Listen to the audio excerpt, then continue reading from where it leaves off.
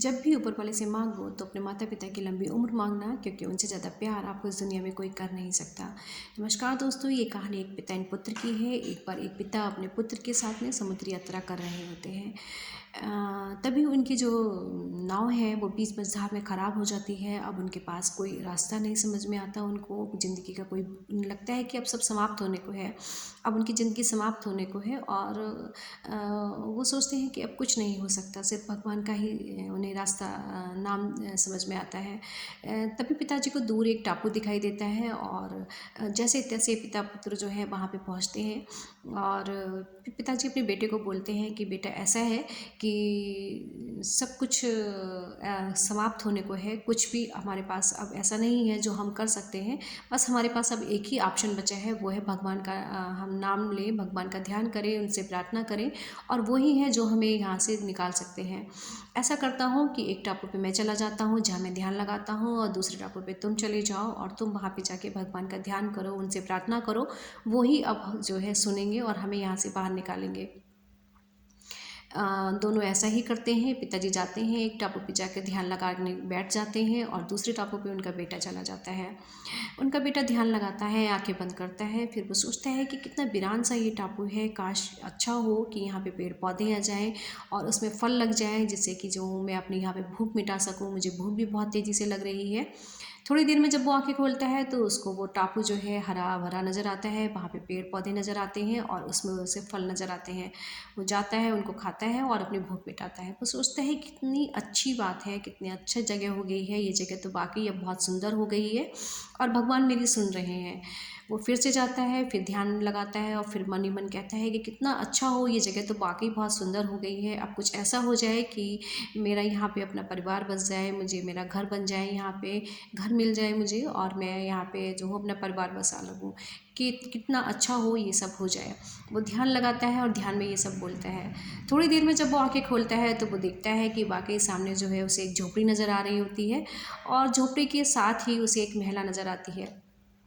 वो सोचता है क्या बात है, बताओ, मुझे घर भी मिल गया, मुझे महल, मेरी ज़िंदगी में महिला भी आ गई। और वो शादी कर लेता है और अपना परिवार भी उसका वहाँ पे बस जाता है। वो खुश हो जाता है। वो सोचता है कि भगवान सब सुन रहे हैं उसकी, उसका घर भी बस चुका है, उसकी ज़िंदगी में महिला भी आ गई है, उसकी शादी भी हो गई है, सब कुछ अच्छा हो गया है। फिर वो सोचता है कि भगवान तो मेरी सब सुन ही रहे हैं, तो क्यों नहीं अब मैं यहाँ से निकलने का रास्ता भगवान से मांगता हूँ। हो सकता है कि जब मैं ऐसा करूँ तो मैं यहाँ से निकल जाऊँ, भगवान मेरी ये बात भी सुन ले।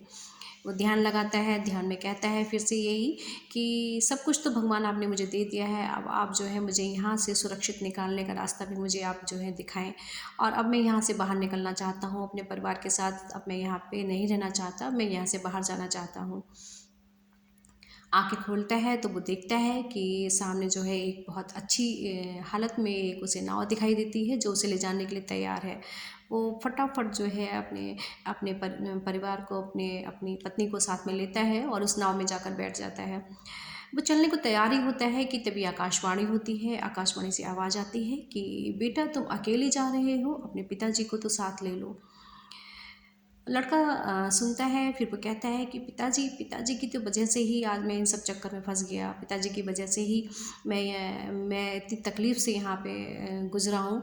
और वो देखो, वो उस टापू पे बैठे हैं, उस टापू पे तो कुछ भी नहीं ऐसा हुआ है, जबकि मैं यहाँ पे इस टापू पे सब कुछ अच्छा हो गया है, मेरी भगवान ने सुनी है। और अगर वाकई उनके अगर कर्म इतने अच्छे होते तो उनकी नहीं आप सुनते, आपने मेरी सुनी है। और देखो यहाँ पे सब कुछ मुझे जो है जैसा जैसा मैंने चाहा था वैसा वैसा मुझे हो गया है, और उन्हें उनके कर्मों का फल मिल रहा है, उन्हें उनके कर्मों का फल हम भुगतने देते हैं और हम यहाँ से चलते हैं। फिर से आवाज़ आती है, फिर ये आती है कि बेटा, तुम जानना नहीं चाहोगे कि आखिर तुम्हारे पिताजी मांग क्या रहे हैं। वो ये मांग रहे हैं, वो ये कह रहे हैं कि मेरे बेटे को जो जो वो मांगे वो उसे मिलता जाए, उसकी हर प्रार्थना स्वीकार हो, उसको जो भी वो चाहता है वो सब सब चीज़ें उसको मिलती चली जाए। ये सुनते ही लड़का जो है पश्चाताप से भर जाता है और उसकी आंखों में आंसू आ जाते हैं। उसे अपनी गलती रियलाइज़ हो गई होती है। लेकिन हम में से कई हैं जिनको अपनी गलती रियलाइज़ नहीं होती है और हम मान लेते हैं कि माँ बाप हैं, हम उन्हें फॉर ग्रांटेड ले लेते हैं। हम सोचते हैं जो है जैसा है चल रहा है चलने देते हैं। लेकिन हमें भूल जाते हैं कि दुनिया में सबसे ज़्यादा मोहब्बत अगर हमसे कोई करते हैं तो वो हमारे माँ बाप ही हैं। हर कोई चाहता है कि आप आगे निकलें, लेकिन साथ में वो ये भी चाहता है कि उसका एक कदम आपके कदम से आगे हो। जबकि माँ बाप ही ऐसे हैं जो ये चाहते हैं कि उनके बच्चे उनसे ज़्यादा नाम, उनसे ज़्यादा शोहरत, उनसे ज़्यादा पैसे कमाएं। वो आपकी खुशी में ही अपनी खुशियाँ देखते हैं। तो जब भी आप मांगें ऊपर वाले से तो अपने माँ बाप की उम्र लंबी मांगिएगा, क्योंकि वो उनकी हर दुआओं में आपकी सलामती की दुआएं रहती हैं।